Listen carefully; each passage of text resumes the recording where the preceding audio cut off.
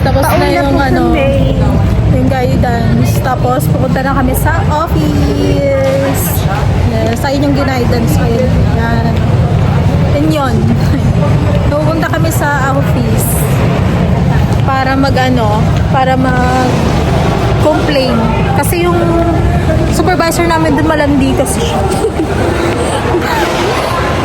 Tinitake advantage niyo yung mga intern. Totoo yun, di ba? Yes po. Tinitake advantage niyo. Kaya susugurin namin siya ngayon. De, joke lang.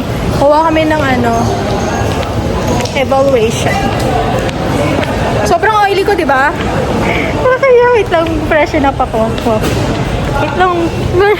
Oily. So guys, nandito na kami sa office. Kasama sila.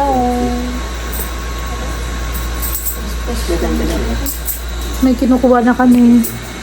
Certificate. Grabe, hagad na ako.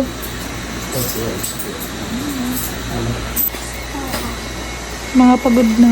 Hindi, tatago ko muna ng umiwak na. Hi guys! So tapos na, nakuha na namin yung kailangan namin kunin sa office. So di na kami babalik dun. Ayaw na namin! Hey. So yun guys, pauwi na kami. 5 lang kami. So yun guys, uwi na kami. Bye-bye! Don't forget to like, share, subscribe, and turn on the notification bell! Until I see you again! Bye-bye! So, bye-bye! Subscribe na! Na joke lang. Ililibre pa kami ni Rochelle.